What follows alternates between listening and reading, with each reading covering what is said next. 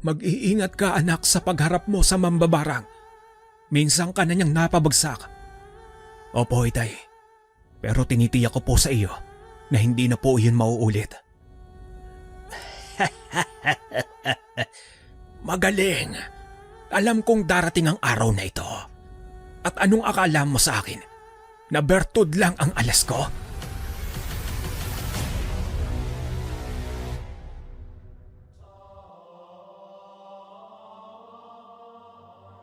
Ang kwentong mapapakinggan ninyo sa araw na ito ay hango sa tunay na buhay. Karanasan ito ni Baste. Nangyari ito taong 1974, lugar ng Samar. Sa mga panahong ito ay nasa edad 30 anyos itong si Baste. Ang binatang si Baste ay likas na malayo ang loob sa mga tao simula pa noong namulat siya sa mundo. Mas naging maila pa siya nang makuha niya ang isang abilidad na hanggang sa ngayon ay tanging siya lamang ang nakakaalam kung papaano ito nangyari. Siya ay isang manunumpa. Sa kabila ng pagiging mailap niya sa mga tao, ay kilala siya sa lugar dahil ang ama niya ay isang dalubhasang antingero. Subalit ang talagang nagpapabantog kay Baste ay ang kanyang kakayahang magbigay ng sumpa sa kahit anong uri ng nilalang. Kung hindi ninyo na itatanong, kabaryo, walang sinasanto itong si Baste. Aswang, barang, kulam o kahit paantingero ay walang nakakatalos sa kanya. Sinasabi nga ng ilan na si Baste ay ang demonyo sa lupa. Gayunpaman, hindi naman likas na masama itong si Baste. Sadyang ayaw lang niya na maagrabyado o masaktan dahil tiyak na kamatayan ang kahihinatnan ng sino man ang gagawa sa kanya nito. Ito rin ang naging dahilan kung bakit mas pinili niyang mamuhay ng mag-isa. Malayo sa pamilya at sa kabiasnan. Nagtayo siya ng kubo sa may kakawyan.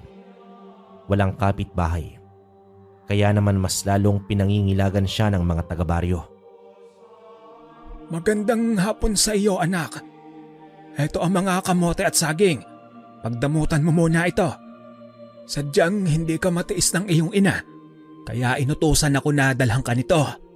Kamusta ka na ba? Ayos lang po, Itay.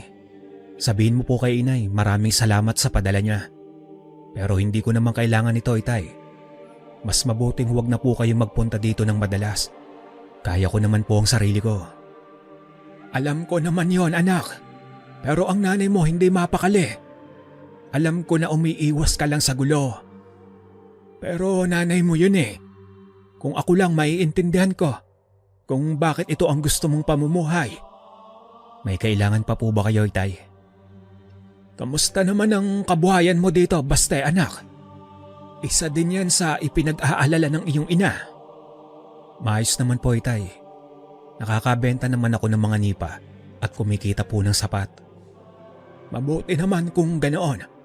Maiba nga pala ako. Nalalapit na ang kapyastahan sa bayan. Baka gusto mong sumama sa amin. Inimbitahan tayo ng tiyo mo. Alam mo naman yon. Hindi nagpapahuli sa handaan kapag piyesta. Salamat, Itay. Pero dito na lang po ako. Hindi ko gusto ang maingay na mundo at puno ng kaplastika ng pupuntahang bahay. Basta naman, kadugo mo pa rin sila.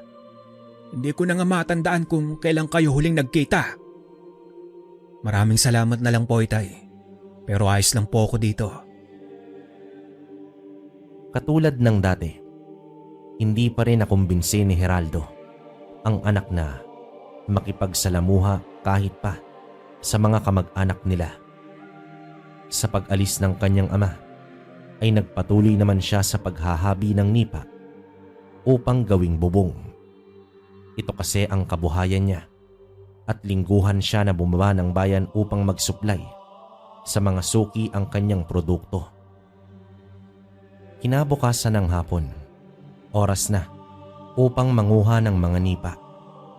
Dala ang itak, punyal at kangga ay nagtungo siya sa may latian kung saan naroroon ang mayayabong na nipa at iyon ang pangunahing lugar na pinagkukunan niya ng mga dahon.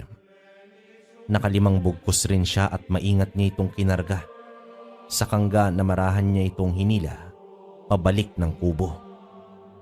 Malayo pa lang ay nakarinig na siya ng ingay. May nagtatawanan at nagsisigawan. Para bang pagmamay-ari ng mga ito ang buong mundo. Umaalingaw-ngaw ang ingay sa buong kakawyan. Napagtanto niya na nagmumula sa kanyang kubo ang mga ingay, kaya naman nagkubli siya sa may mga halaman at doon niya nakita ang 5 binatilyo habang pinagpapalo ang kanyang maliit na kubo. Kahit sa puntong yon ay kayang-kaya niya ng kontrahin ang pinagagawa ng mga kabataan, ay hinayaan lamang niya ito. Naglalaro din kasi sa utak niya na dapat ay may sapat siyang dahilan upang wakasan ang buhay ng mga ito. Hindi pa nakontento ay pinagsisira ng mga kabataan ang kanyang dingding hanggang pumasok na ang mga ito sa nawasak na pinto. Tila ba nagwawala ang mga ito, nagtatawanan. Batid ni Baste na wala sa tamang wisyo ang mga yon dahil may bitbit pang bote ng alak. Nanlilisik ang mga mata niya habang nakatitig sa bawat pagmumuka ng mga batang yon. Para bang iginuguhit niya sa kanyang alaala ang bawat sulok ng muka at buong kaanyuan ng mga ito. Makalipas ang ilang minuto ay isa-isa nang nagsialisan ang mga binatilyo, ngunit wala pa ring tigil sa biruan at tawanan. Alam niya na mga dayo ang mga ito dahil wala kahit isa na taga-baryo ang maglalakas loob na gawin yon sa kanyang mumunting tahanan. Pumasok naman siya ng kubo. Napapikit at napakuyom na lamang siya at huminga ng malalim. Inayos niya ang mga kalat at kinukumpuni ang mga nasira. Nauwi sa pag-aayos ng kubo ang plano niyang maghahabi sana ng mga nipa. Para sa kanya, isang napakalaking abala ang ginawa ng mga kabataan at aksaya sa kanyang oras. At habang isinasagawa niya ang pag-aayos, ay unti-unti ring nabuo sa isipan kung papaano niya reresbakan ang mga kabataang iyon. Pagsapit ng gabi, binaybay niya ang bayan. Nagbabaka sakali siyang makikita niya doon ang binatilyo. Una niyang pinuntahan ang perya, kung saan ito ang pangunahing atraksyon sa mga dayuhan dahil na rin sa nalalapit na kapiyastahan. Nagkubli siya sa madilim na bahagi sa likod ng mga mayayabong na halaman. Makalipas ang halos 1 oras ay nakita niya ang 3 sa 5 kabataan. Mukhang nagsawa na ito sa paglilibang kaya lumabas na ng perya. Tahimik niya itong sinundan. Kahit malalim na ang gabi ay napakaingay pa rin ang mga ito. Namumukod tangi ang kanilang boses kaysa mga lokal na taga-baryo. Hanggang sa pumasok ang mga ito sa bahay ni Bador, isang kilalang negosyante ng bigasan sa bayan. Ngayon ay alam niya na kung saan naglulungga ang mga lapastangang binata. Papasikat pa lang ang araw, habang kabubukas pa lang ni Ador ng tindahan na nasa labas lang din ang kanyang tahanan. Tumaginting ang plato ng timbangan ng mabitawan ito ni Bador dahil sumulpot sa paningin niya si Baste na seryosong nakatitig sa kanya sa labas ng tindahan. Ang mga tao naman sa paligid ay dumistansya at umiwas na dumaan sa tapat ng tindahan. Ikaw pala iyan, Baste. Bibili ka ba ng bigas? Halika, may mga bagong ani dito. Nasaan po ang mga binatilyo? At bakit mo naman sila hinahanap? Mga pamangkin ko sila, Baste. Iharap mo po sila sa akin ngayon din. Baste, kung may nagawang kasalanan man sila sa'yo, pwede bang pag-usapan na lang natin ito? Babayaran ko kung ano man. Ilabas mo po sila, Mang Bador. Wala akong pakialam kung tayo, pamangkin, o kung kaano-ano mo sila. Hindi nababayaran ng salapi ang kalapastangan ng ginawa nila sa bahay ko. Baste, maawa ka naman. Nandito sila upang makisaya sa darating na kapiyastahan. Mga bata pa sila, hindi pa nila alam ang ginagawa. Halos lumuhod na si Bador nang biglang lumabas ang isang binatilyo sa bahay. Nabaling doon ang tingin ni Baste at isa ang batang yon sa hinahanap niya. Nagkusa na si Baste na pumasok ng bakuran. Akmang pipigilan sana siya ni Bador. Ngunit sa tingin pa lang ni Baste ay tila ng lambot na ang negosyante. Tumingin naman sa kanya ang binata na nakakunot noo pa. Teka, sino ka? Bakit ka pumasok sa bakuran namin? Boyet, pumasok ka na lang sa loob. Ako na ang bahala dito.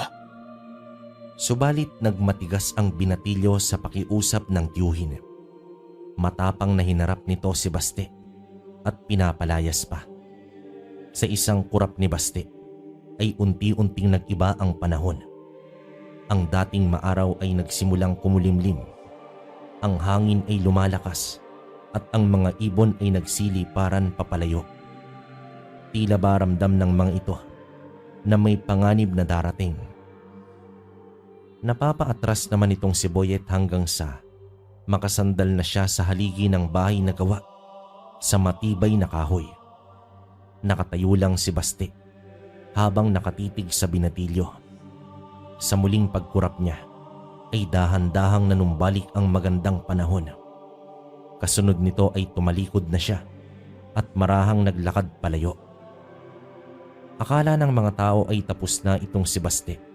Sa kanyang sadya kaya nagsilapitan ito sa bahay ni Bador upang makiusyoso nang biglang sumigaw itong si Boyet. Dumikit ang likod nito sa haligi at pilit na kumawala. May iilang kalalakihan na lumapit upang tumulong, ngunit sa pagdampi ng kanilang kamay kay Boyet ay nakapagtatakang napaso sila.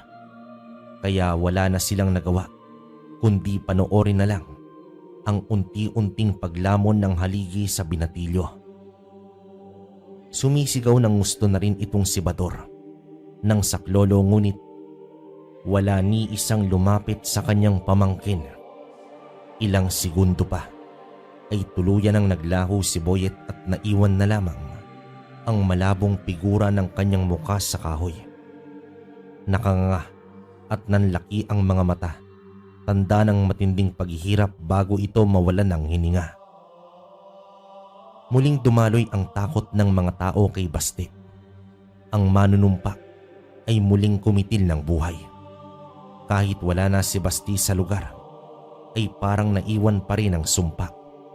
Kaya naman nagtakbuhan ang mga tao sa kani-kanilang tirahan. May iilan naman na nakisimpatya kay Bador dahil sa pangyayari. Samantala, pagsapit ng hapon ay galit na sumugod si Geraldo sa bahay ni Baste. Baste, anak! Ano na naman tong ginawa mo? Ultimo bata ay pinagdiskitahan mo. Anong bata? Demonyo po yon, Itay. At nararapat lang na mangyari sa kanya yon. Isa pa, hindi pa ako tapos. May 4 pa. Tumigil ka na, anak. Wala ka ng patawad kahit kabataan binibiktima mo na. Huwag mong hayaan na umabot sa punto na tayong dalawa ay magkaaway na, Baste. At sa tingin niyo po ba, Itay, nasisindak ako sa banta mo? Sige, subukan mo. Ito ba ang nagagawa ng pagtira mo ng mag-isa sa mahabang panahon? Tuluyan na bang kinain ng demonyo ang kaluluwa mo? Diablo ang makakaharap nila sa sino mang may gagawing kademonyohan sa akin, Itay. Gaya nga na sinabi ko, wala akong sasantuhin. Ano na ba ang nangyayari sa iyo, Baste? Mas lumala ka pa. Nagiging mamamatay tao ka na. Bakit, Itay? Mamamatay tao ka rin naman, di ba? Mga demonyo ang pinapatay ko. Magkaiba tayo, anak. Tungkulin ko na pangalagaan at protektahan ang mga tao. kahit pa may masama na silang ginagawa. Hindi sa lahat ng oras, kamatayan ang solusyon, anak. Magkaroon ka naman sana ng konsiderasyon. Matuto kang magpatawad o magbigay ng parusa maliban sa kamatayan. Umalis na po kayo, Itay. Hindi rin naman magbabago ng mga salita ninyo ang aking prinsipyo. Hindi na nakaimik pa si Geraldo. Napapailing na lamang siya habang papaalis sa tahanan ng anak. Hindi niya sukat akalain na umabot na sa ganito kakitid ang pag-iisip ng kanyang anak. Nakatitig lang naman si Basti sa kanyang ama habang lumalayo ito. Para sa kanya, wala nang nilalangpanan na makakatalo sa kanya. Sa nakalipas na 10 taon, kahit kailan, ay hindi pa natatalo itong si Basti. Kahit pa, ang mga antingero ng kanan ay walang panama sa kanya. Pagsapit ng kinabukasan, maaga naman siyang nagpunta sa bahay ni Bador upang tapusin ang nasimulan. Subalit habang kaharap niya ang nangangatog at tagaktak sa pawis na si Bador, napagtanto niya na wala na doon ang mga natitirang pamangkin ng negosyante. Mukhang pinatakas agad ito ni Bador matapos ang pangyayari. Bago siya umalis, ay nagbanta siya kay Bador.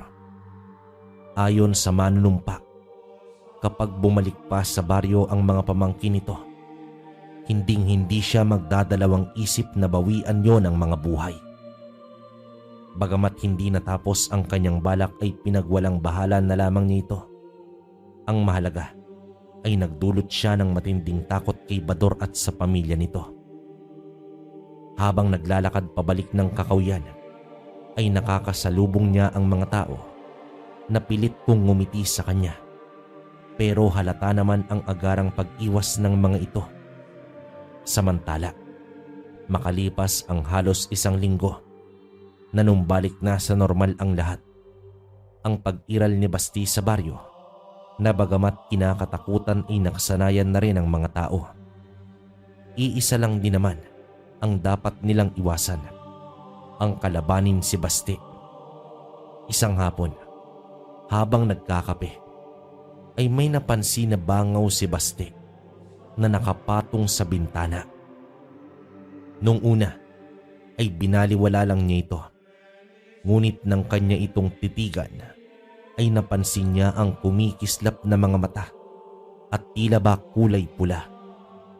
Mabilis niya itong sinunggaban, ngunit agad din naman na lumipad ang insekto. Napatitig at nanlaki ang mga mata ni Basti habang napakabigat ng presensya nito, at doon niya napagtanto na hindi lamang yon ordinaryong bangaw kundi isang barang. Agaran siyang lumabas ng bahay at ginalugad niya ng tingin ang palibot, ngunit wala siyang nakitang nilalang.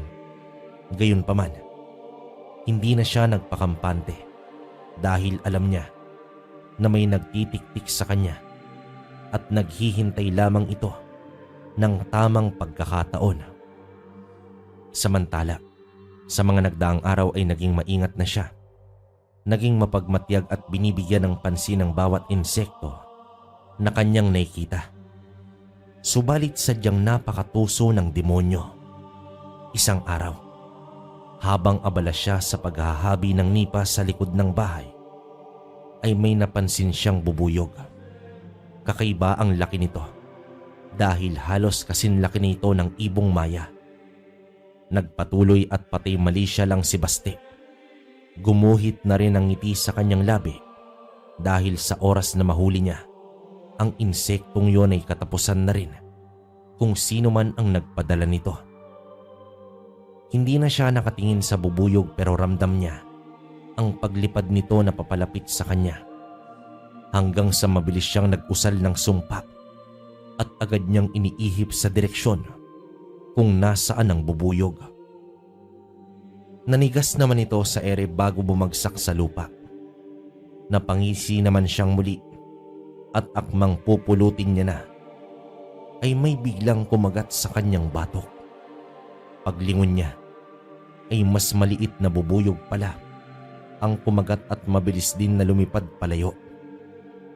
Sa hindi malamang dahilan, ay hindi nakapagbigkas ng salita itong si Basti ng sandaling yon.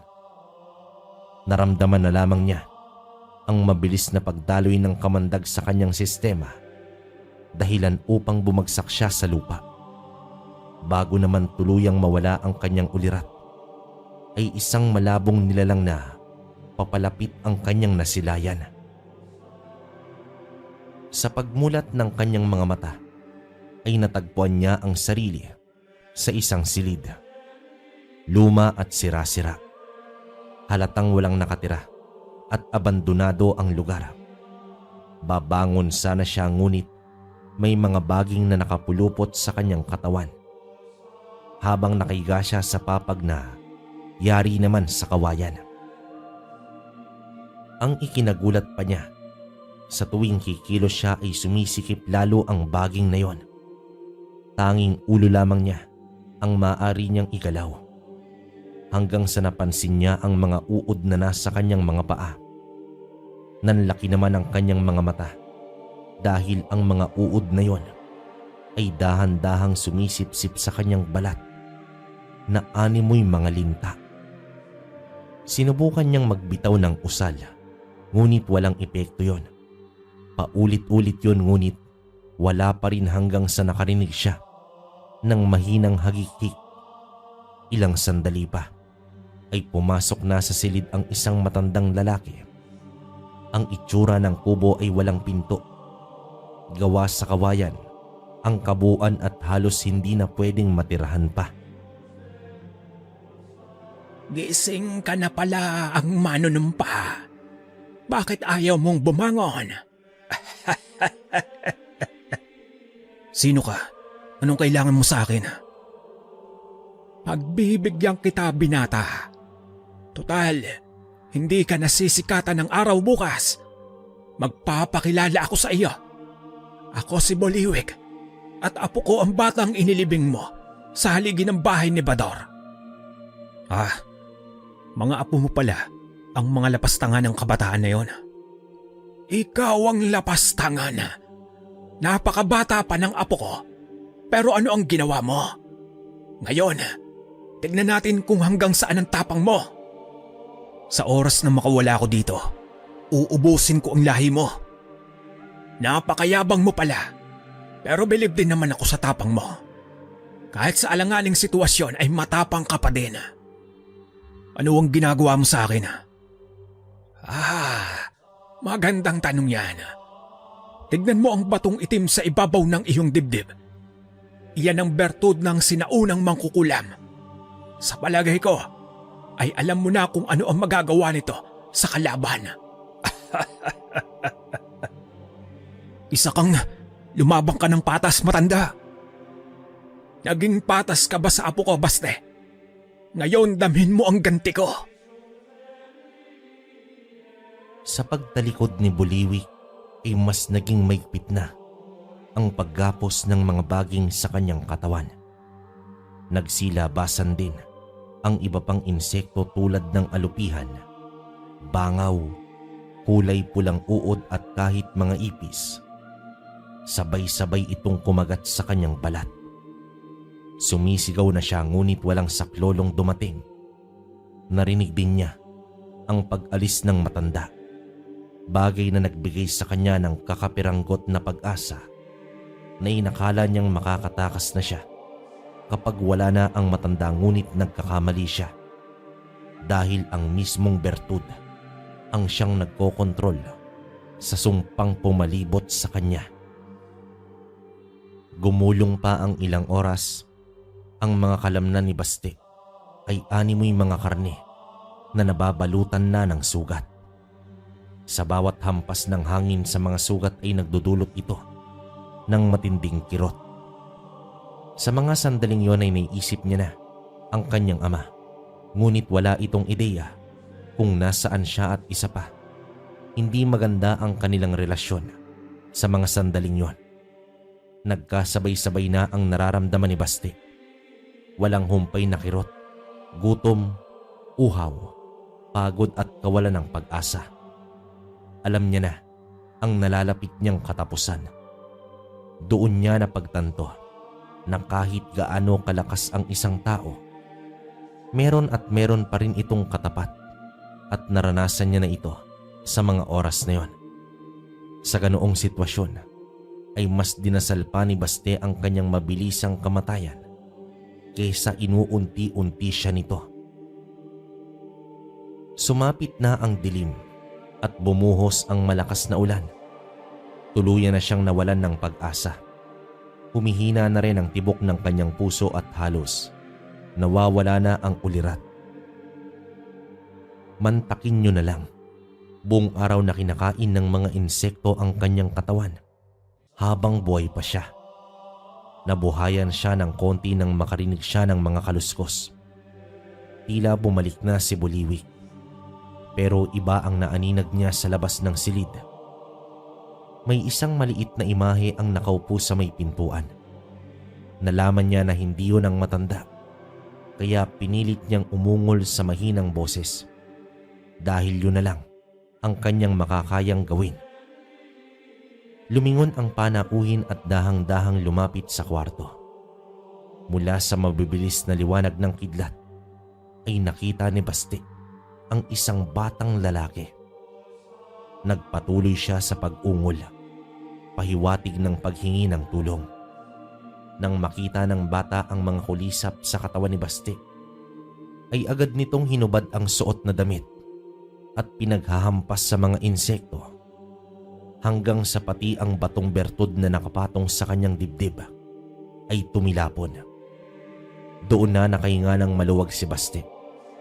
Kahit ramdam pa niya ang mga sugat na malaking bagay naman ang pagtanggal ng bertud sa kanyang katawan. Humugot siya ng malalim na hininga at sabay nilang tinanggal ang mga baging sa kanyang katawan. Nang makabangon na siya, ay inabisuhan niya ang bata na lumayo muna saglit at doon siya nag-usal ng mga katagang nagpapaalis ng sumpa sa kanyang katawan. Kasama na nito ang mga sugat na dulot ng mga insekto. Hindi pa man tuluyang gumaling, malaki ang pagbabago ng malapatan niya ng lunas ang kanyang sarili. Tinawag niya ang bata at pinaupo naman ito sa kanyang tabi. Bata, anong pangalan mo? Maraming salamat dahil iniligtas mo ang buhay ko. Wala pong anuman, Manong. Ako nga po pala si Christian. Akala ko kasi walang nakatira dito, kaya sumilong po muna ako dahil malakas ang ulan. Tsaka bakit nga po pala kayo nakatali kanina? Teka nga pala. Ano naman ang ginagawa mo sa gubat ng ganitong oras? Nangangahoy po kasi ako para gawing panggatong. Kaso naaliw po ako nang makakita ako ng gagamba. Kaya naganap po ako ng marami. Hanggang sa napalayo na pala po ako. Tapos ayun po, inabutan ng dilim at ulan. Ganun ba? Pero maraming salamat, Christian. Ako nga pala si Baste. Taga-saan ka ba? Baka hinahanap ka na ng iyong mga magulang. Yumuko lang naman ang batang si Christian at doon nagwika na isa siyang ulila. Namuhay na lamang siyang mag-isa sa kanilang bahay at nagsikap upang mabuhay. Nasa edad 12 pa lang ang batang yon. Ulila at wala nang nag-aalaga sa kanya. Natahimik naman itong si Baste at nag-isip. Tumayo siya at sumilip sa bintana. Napakalakas pa ng ulan, kaya inabisuhan muna niya ang bata na doon muna sila mananatili at aalis agad pag tumila na ang ulan. Habang naghihintay sila, ay hinanap naman ni Baste ang bertud at nakita niya ito sa sulok. Nag-usal muna siya ng puder bago niya dahang-dahang pinulot ang batong itim. Nang mahawakan niya ng ligtas ang bertud, ay napangisi naman siya dahil naramdaman niya ang paggapang ng enerhiya nito na tila sumanib sa kanyang katawan. Hindi kasi kontra sa bertud ang karunungan ni Baste, kaya marahil agad nitong kinilala bilang siya ang bagong may-ari.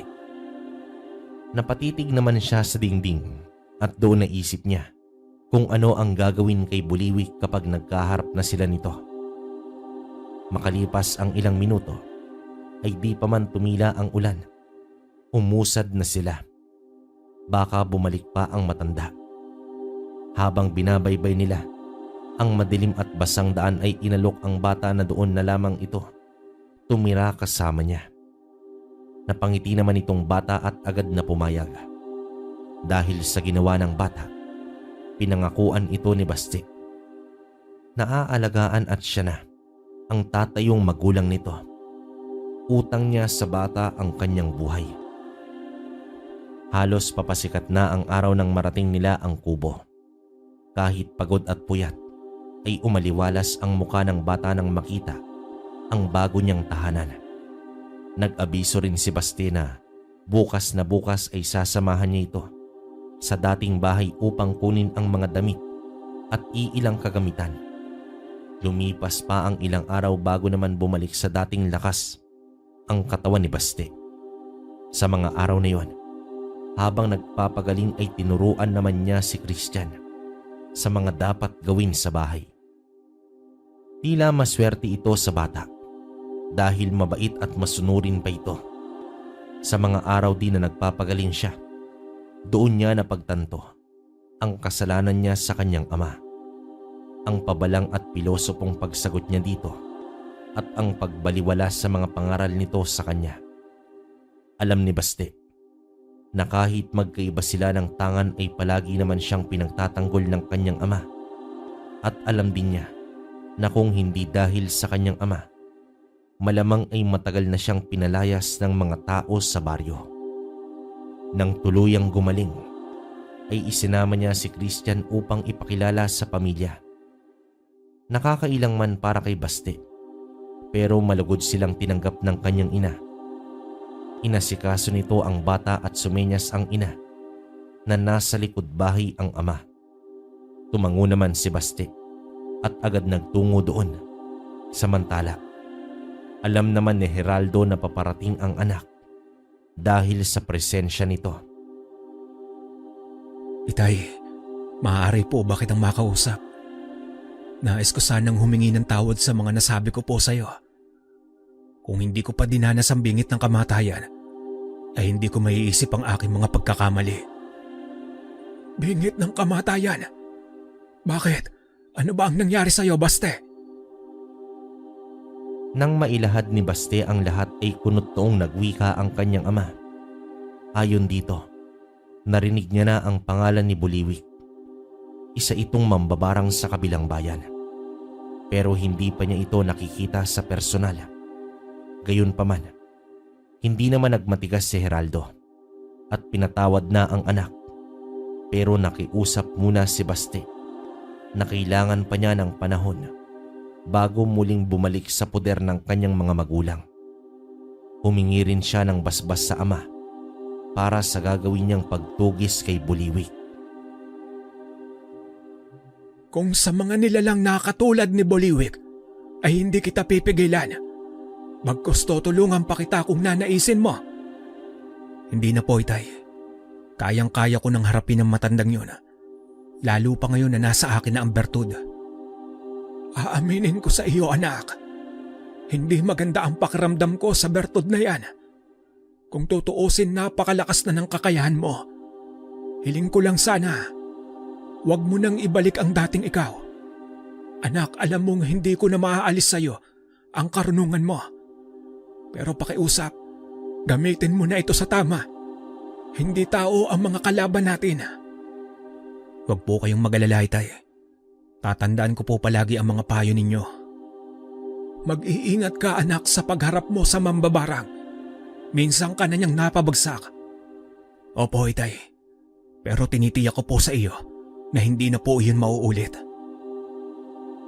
Habang nasa misyon pa siya, ay inihabilin niya muna ang bata sa kanyang mga magulang. Hindi na rin siya nag-aksaya ng oras. Nagtungo siya sa bahay ni Bador. Samantala, bitbit ni Bador ang tasa ng kape sa may balkonahe isang hapon. Nang tunggain niya nito, ay agad niyang nailuwa ang kape dahil bumulaga sa kanyang harapan ang binatang minsan niyang ipinagkanulo kay Buliwik. Hindi alam ni Bador kung tatakbo ba o magtatago. Nanigas na lamang ito sa kinatatayuan habang papalapit na itong si Basti. Daig pa nito ang may-ari ng bahay nang pumasok sa may tarangkahan hanggang sa bakuran ng bahay nito. Baste, magandang hapon. May kailangan ka ba? Sabihin mo sa akin kung saan ko matatagpuan si Buliwik kung ayaw mong ilibing din kita sa poste ng bahay mo. Oo naman, Baste. Pero sana wag mo akong saktan pati ang pamilya ko. Maawa ka, Baste. Nadala lang naman ako sa galit. Sa takot ko kay Buliwik. Matapos makuha ni Basti ang impormasyon, ay tumalikod na agad ito. Bagay na ikinagaan ng dibdib ni Bador. Sa sumunod na araw, ay agad na tinungo niya ang kinaroroonan ni Buliwik. Narating niya ang isang liblib na pook. Medyo pamilyar siya sa lugar, ngunit ang mismong lungga ni Buliwik ay unang beses niya itong napuntahan. Nasa isang maayos na pamamahay ang matandang mambabarang. Masasabing may kaya ito sa buhay. Sa kanyang pagmamasid ng palihim, ay nalaman niya na may nag-iisang kasama lang si Buliwik sa bahay. Isang binata na gumagawa sa lahat ng mga gawaing bahay, ngunit umaalis ito bago gumabi at bumabalik na lang kinabukasan. Isang maaliwalas na hapon, nakita niyang umalis ng bahay ang katiwala ni Buliwik dahil may ipinabili sa palengke ang matanda. Ito na ang pagkakataon niya. Walang madadamay at walang makakasaksi. Habang nasa balkonahe si Buliwik at kumakain ng nilagang saging, biglang lumapag sa bakuran ang kanyang bertud. Nanlaki naman ang mga mata niya sa gulat. Sinipat muna niya ang paligid, ngunit wala siyang makitang tao. Pero hindi siya nagpadala dahil alam niya na hindi naman kusang bumalik sa kanya ang bertud na yon. Napapalunok na lamang ng laway ang mambabarang dahil hindi swerte ang makitang muli ang bertud na iniwan niya sa isang manunumpa, kundi isa itong banta ng trahedya. Marahan niyang dinukot ang maliit na garapa sa kanyang bulsa kung saan naroroon ang bangaw.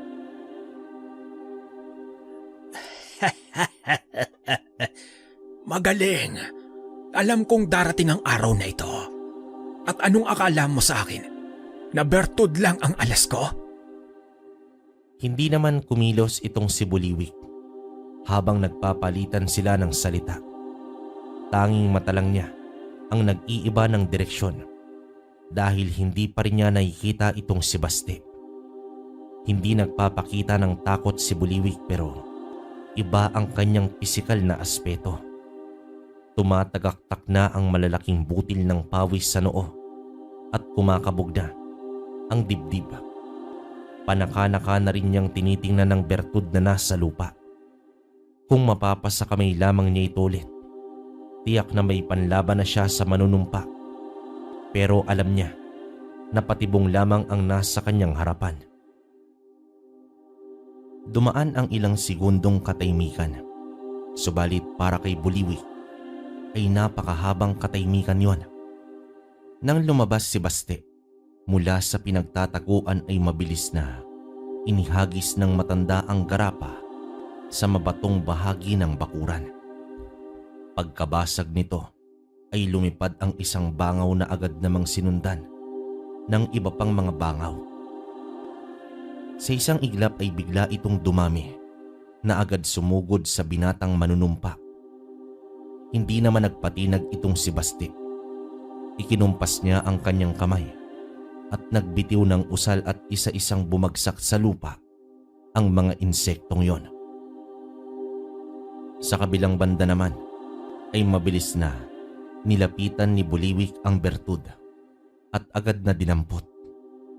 Humahalakak siya habang hawak ang kanyang bertud, subalit napawi din agad ito dahil wala siyang nararamdaman sa bato.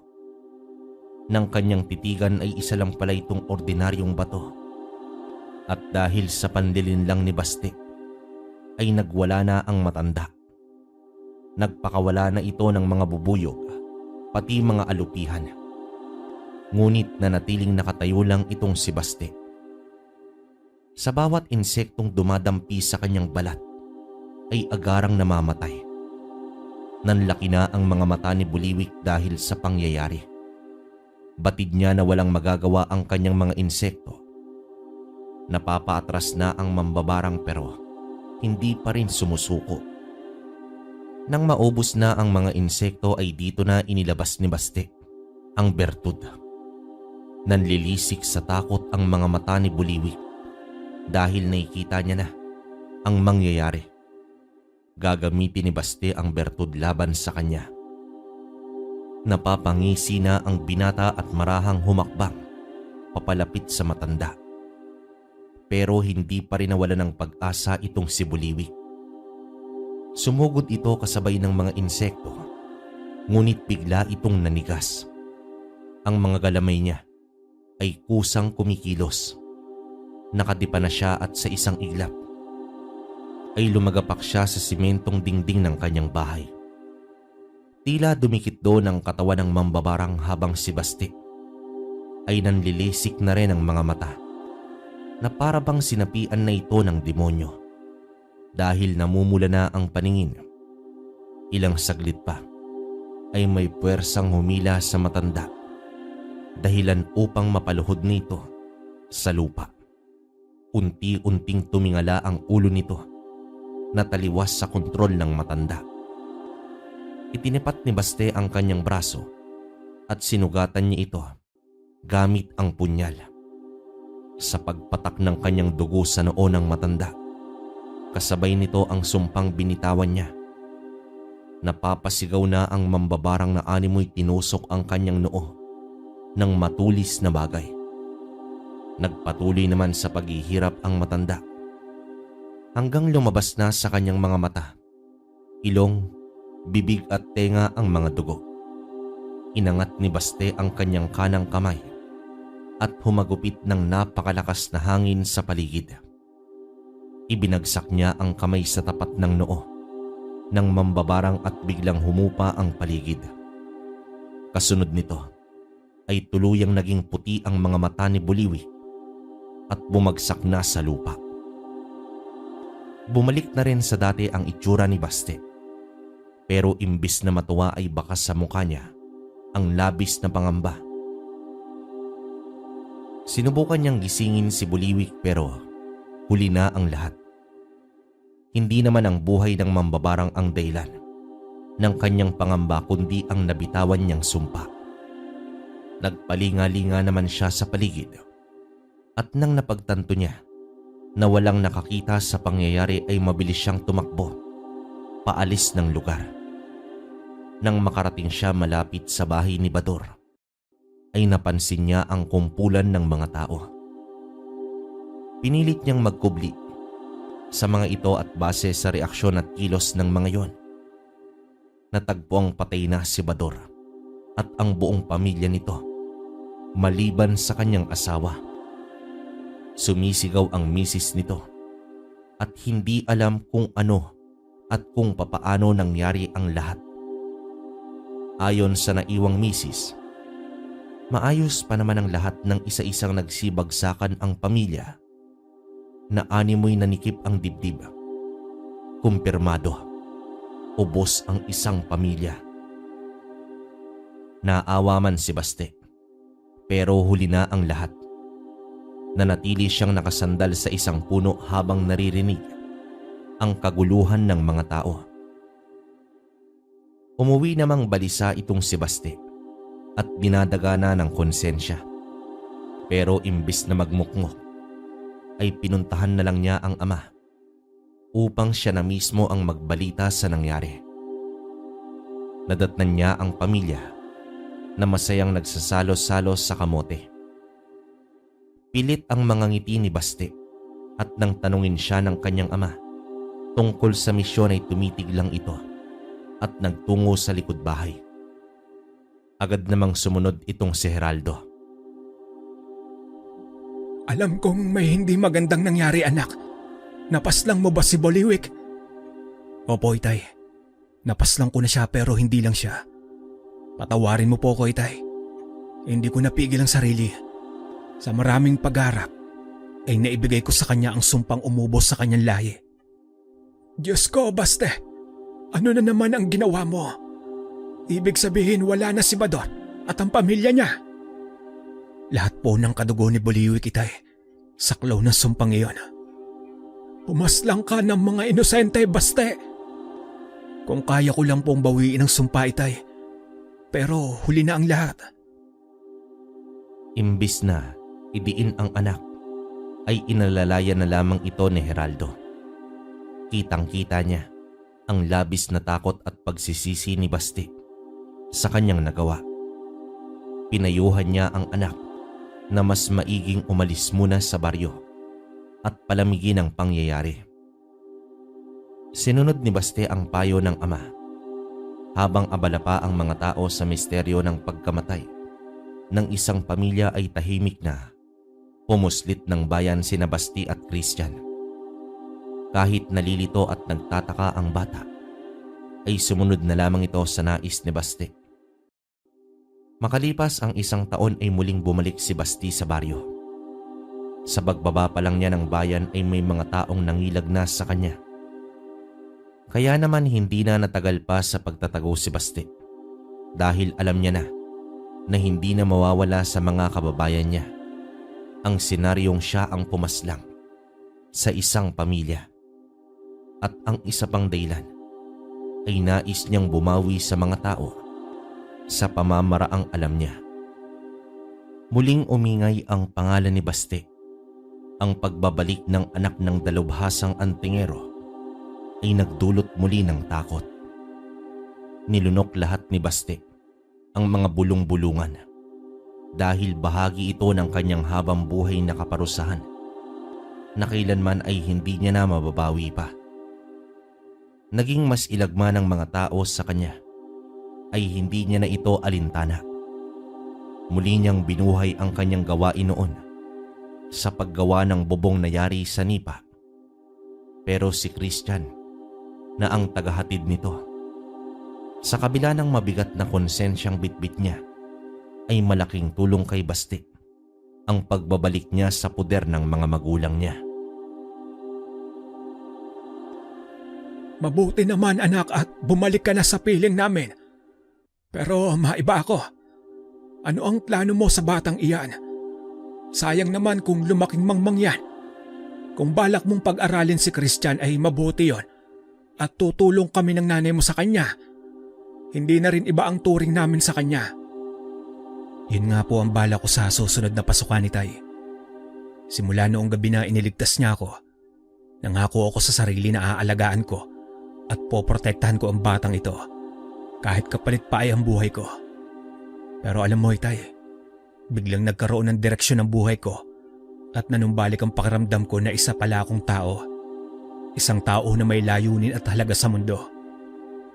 Masaya ako, anak, at naisip mo na yan.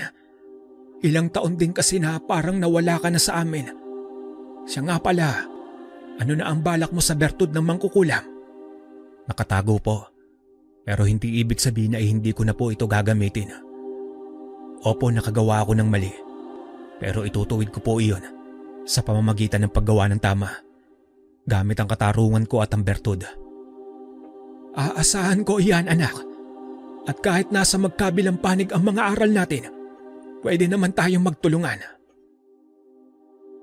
Sa loob ng mahabang panahon ay nakaramdam din ng kaginhawaan si Basti. Kahit bumalik na siya sa poder ng mga magulang, ay hindi niya naman pinabayaan ang kubo na minsan ay naging kanlungan niya. Nanatili pa rin itong maayos at paminsan-minsan ay doon pa rin natutulog itong si Basti. Lumipas ang ilang buwan, kahit papaano ay may mga taong nakikihalubilo na kay Basti. Sinadya niya rin kasi na magpakita sa mga tao araw-araw upang kahit papaano ay mabawasan ang takot nila sa kanya. Gayunpaman, naging maingat pa rin siya dahil ni minsan na rin niyang naisahan ang isang mambabarang. Hanggang isang gabi, nabulahaw ang buong pamilya dahil sa sigawan ng mga tao. Sinisigaw nito ang salitang aswang. Natigilan nitong si Basti.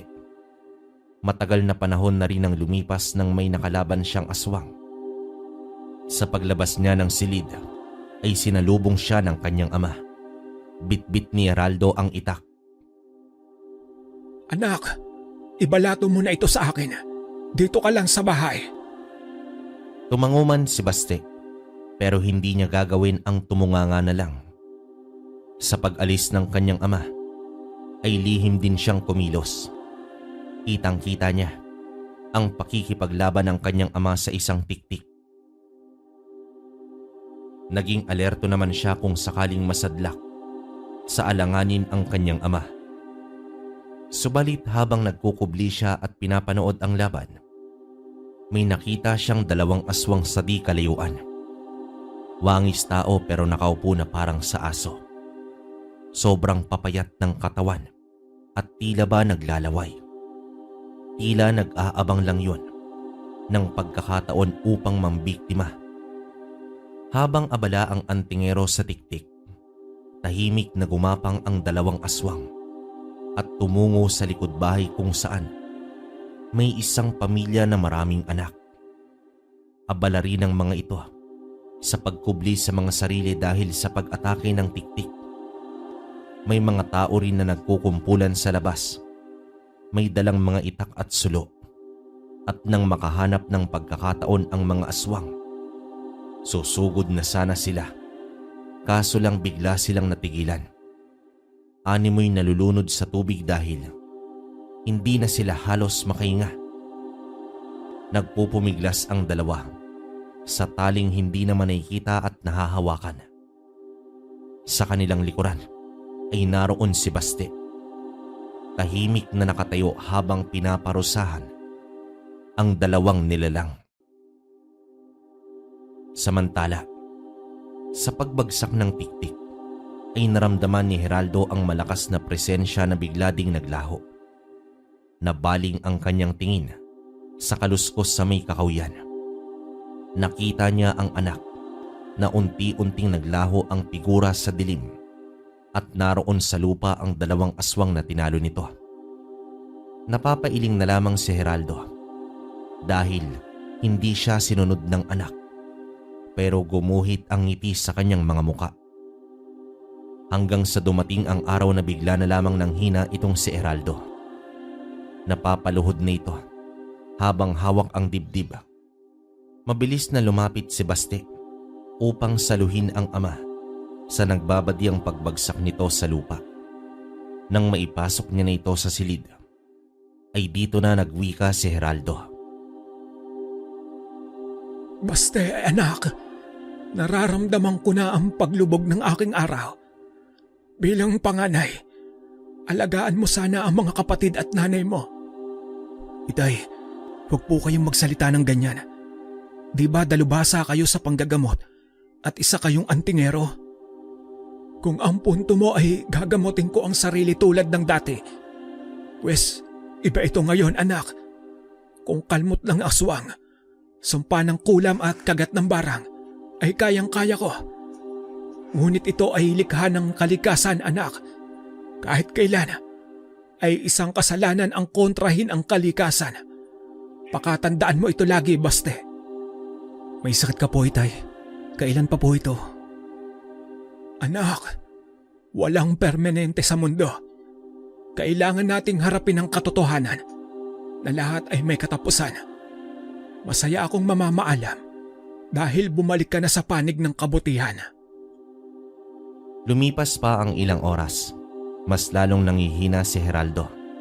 Ngunit maaliwalas ang mukha nito. Walang nagawa ang pamilya kundi saksihan ng pagkawalay ng isang mahal sa buhay. Ayaw din naman kasi ni Heraldo na gagawa pa sila ng hakbang upang iligtas pa siya. Sa huling hininga ni Heraldo ay katabi niya ang asawa habang nasa labas ng bahay naman si Baste. Sanay siyang makakita ng mga nasasawi pero iba pala kapag mahal mo na sa buhay ang kinukuha ng kamatayan. Sa unang gabi ng lamay ay maraming tao na ang pumunta. Hindi rin kasi may kakaila na malaki ang nagawang tulong ni Geraldo sa kanyang mga kababaryo. Sa loob ng silid ay ipinatawag siya ng kanyang ina. Iniabot nito ang mutyang iniwan ng kanyang ama, ang mutya ng Bato-Omo. Napatras si Baste dahil ayaw niyang hawakan ang mutya. Noon pa man kasi ay nangingilabot na siya kapag nakikita niya ito. Ayon pa sa kanyang ina, wala sa mga kapatid ni Baste ang nais tumanggap ng mutya. Ito pa man din ay pamana ng kanilang lahi. Makalipas ang ilang araw, nailibing na rin si Geraldo. Nagpaalam si Baste na pupunta muna sila ni Christian sa lumang kubo. Doon ibinigay ni Baste ang isang kahon na gawa sa kahoy na may lamang mga mutya. Christian, alam kong bata ka pa, pero nakita ko kasi sa'yo si Itay. Hindi man tayo magkadugo, pero nakitaan kita ng potensyal upang magtanga ng mutya. Po, iyan po ba yung mutya ni Tatay Geraldo? Bakit po sa akin nyo ibibigay? Di ba po may kapatid ka? Naiintindihan ko kung hindi mo ito tatanggapin. Mga kapatid ko nga umayaw eh. Ikaw pa kaya? Umahanga po ako sa kakayahan ni Tatay. Pero mas umahanga po ako sa iyo, Manong. Christian, hindi ko hayaan na may magmana pa ng aking karunungan. Bala ko na itong isama sa hukay. Hindi ito likha ng nasa itaas. Ayokong may sumunod pa sa nagawa kong kasalanan. Sige po, Manong Baste. Tatanggapin ko na po ang mutya. Pero sino po ang gagabay sa akin? Huwag kang mag-alala. Marami akong kakilalang albularyo at mga antingero. Siguro naman may isa doon na papayag na turuan at gabayan ka. Pasensya ka na pero sa bagay na iyan ay hindi ko yan magagawa. Naiintindihan ko po, Manong. At sa paglipas ng panahon, nagpatuloy si Baste sa kanyang gawain. Ang gamitin ng sumpa upang magbigay parusa sa mga masasamang nilalang. Sa kabila ng pagkakaroon ng aral sa kaliwa, ay hindi ito naging balakid kay Baste upang gumawa ng tama. Ang manunumpa ng samar na bantog na anak ng dalubhasang antingero. Wakas. Okay, para sa akin mga kabaryo, napakaganda ng istorya natin ngayong araw. So wala akong masabi. Saka yung tanga ni Baste hindi lang basta medalyon o mutya, talagang uri ng aral o orasyon. Yung panunumpa, grabe yun, napakalakas nun. Kumbaga kahit kaliwat kanan, kaya niyang gawa nun. Yun nga lang nakakalungkot, namatay yung tatay niya, no, na isang dalubasang antingero. Pero the rest umikot yung istorya para kay Baste. So, wala na akong masabi ron. Para sa akin, napakaganda ng istorya. Nakakalungkot na napakaganda. Kayo kung may opinion kayo mga kabaryo, comment nyo sa baba para mabasa namin. Tapos pwede nyo rin kaming puntahan sa TikTok shop, no? Kwentong Baryo Shop, 4 yan. Then ito, mapapainggan nyo ngayon yung soundtrack ng Kwentong Baryo natin. After nito, yun lang mga kabaryo. Pakinggan natin ang bagong kanta na handog namin sa inyo.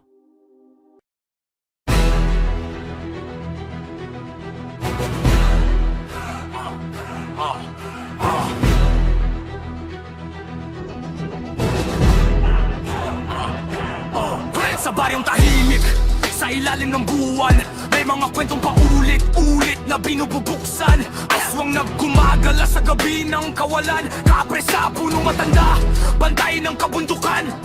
Duwending makulit, naglalaro sa bakuran, maligno sa anino, sinusubok ang tabang ng karamihan. Pero sa baryong ito, hindi basta sumusuko. May pusong palaban kahit gaano kahigpit ng unos na dumako. Sa kwentong baryo, kami ang lakas, kami ang liwanag. Albularyo, antingero, ang sandata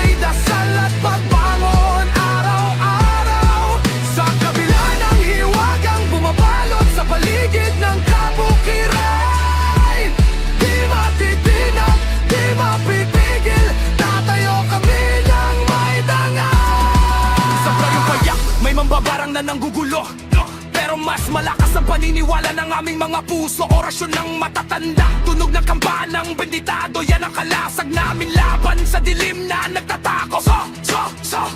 Bawat kupong pinagpapala ng pagkakaisa. Naroon ang lakas na hindi kayang wasakin ng kahit ano pa. Dahil ang baryo namin ay bahay ng tapang at pagmamahalan. Di basta sumusuko, lagi kaming nagkakaisa at nagdadamayan. Sa kwentong baryo, kami ang lakas, kami ang liwanag.